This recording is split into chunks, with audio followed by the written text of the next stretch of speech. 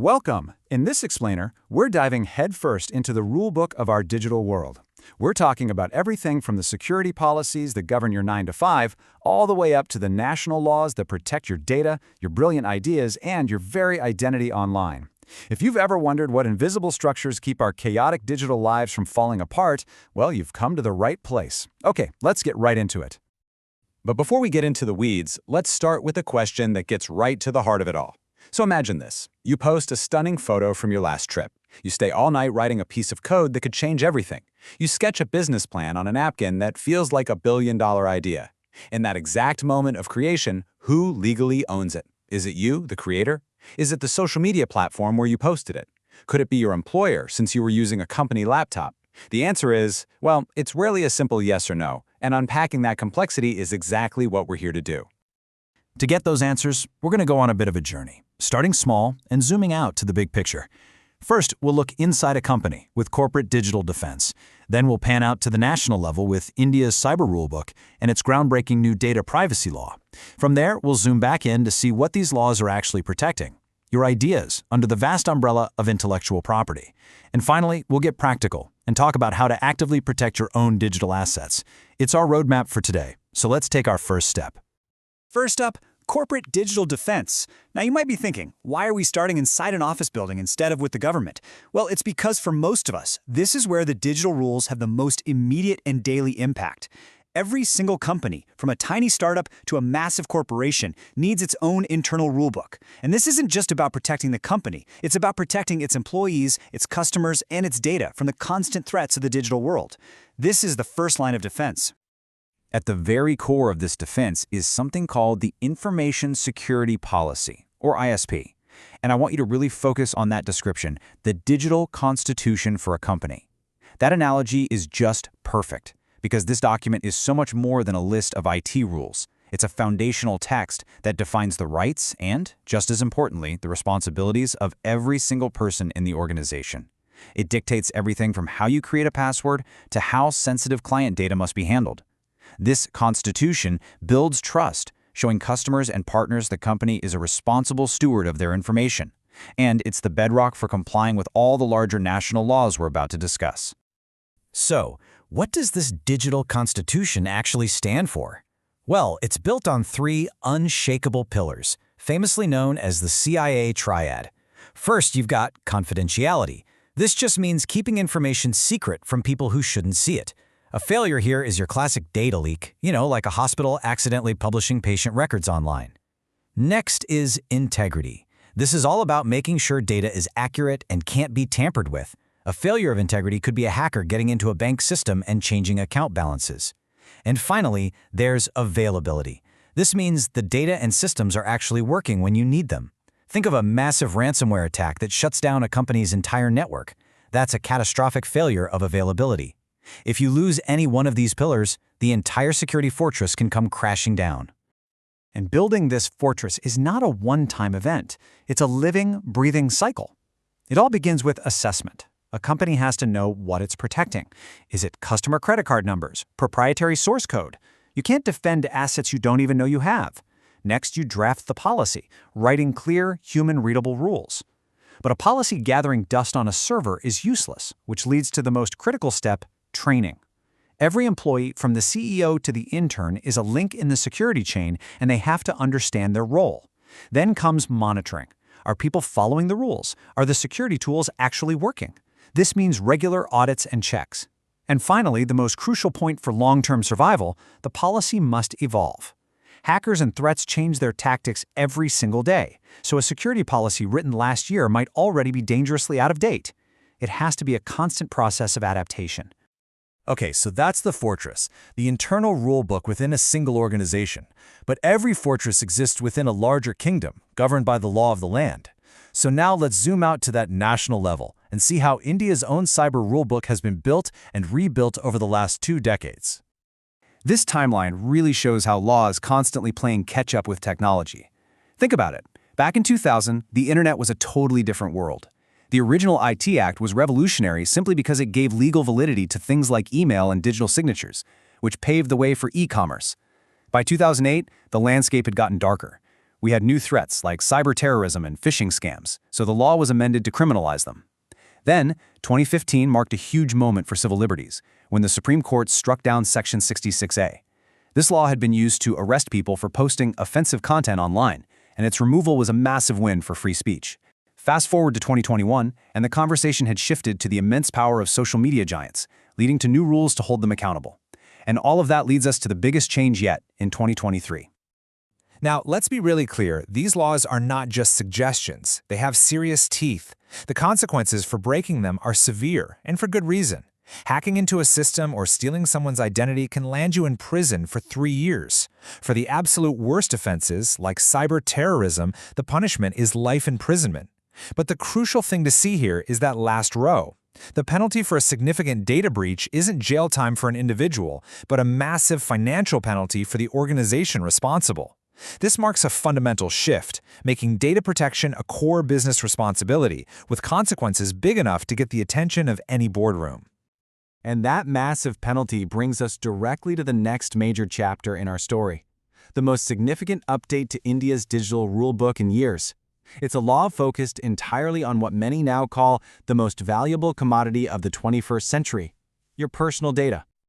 The Digital Personal Data Protection Act of 2023, or DPDP Act, is India's long-awaited answer to a global movement for stronger data privacy.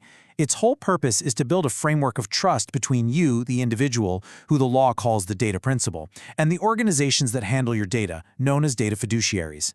It lays down clear, unambiguous rules for the entire life cycle of your information, from the moment a company collects it to the moment they are required to delete it.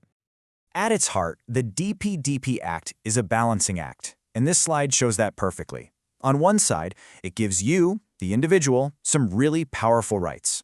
You have the right to access information. You can ask a company exactly what data they have on you.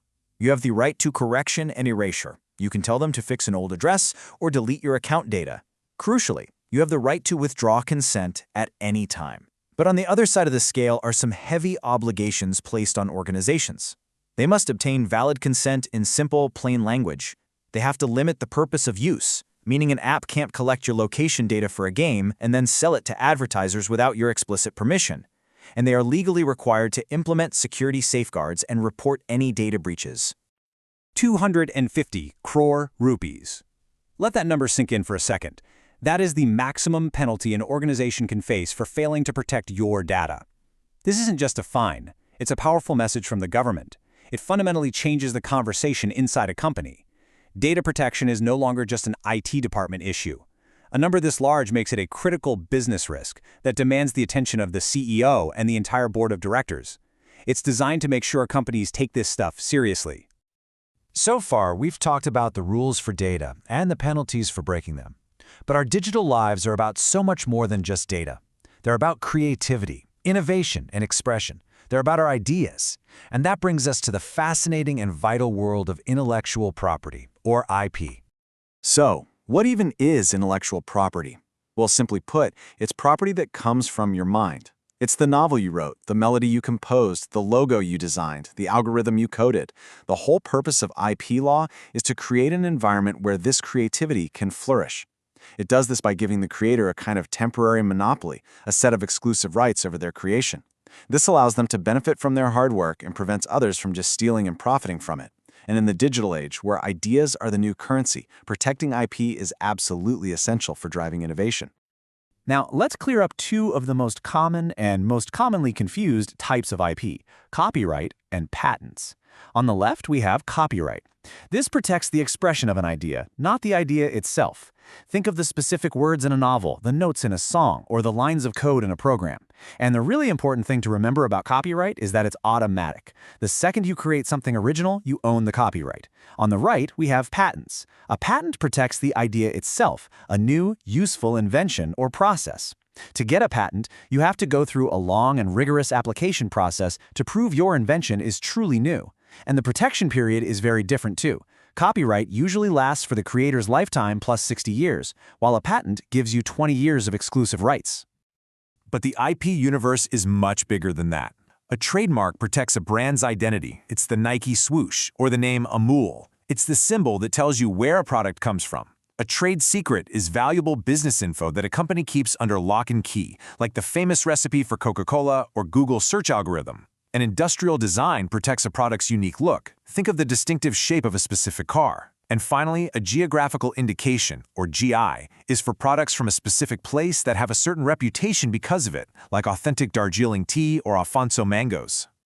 Okay, so understanding these different types of IP is the first essential step. But knowing you have a right is not the same as protecting that right.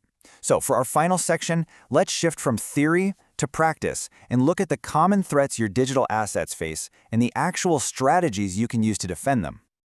The same technology that makes it so easy for us to create and share also makes it dangerously easy to copy and steal. These are the modern battlegrounds for IP rights. Software piracy and illegally downloading movies are classic copyright infringement.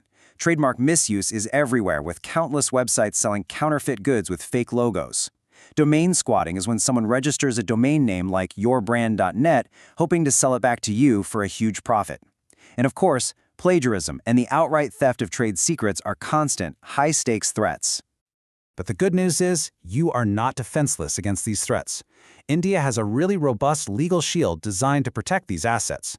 Many of these laws were written long before the modern internet, but have been updated to stay relevant. The Copyright Act of 1957 protects your art and software. The Patents Act of 1970 safeguards your inventions. The Trademarks Act of 1999 defends your brand identity, and the Designs Act of 2000 protects the unique look of your products. Knowing which law is your shield is the first step in mounting a defense. So, what can you actually do? Here is a practical 4-step strategy. First, register it. Yes, copyright is automatic, but formally registering your work provides the strongest possible legal proof if you ever end up in court. And it's an absolute must for patents and trademarks. Second, use digital tools.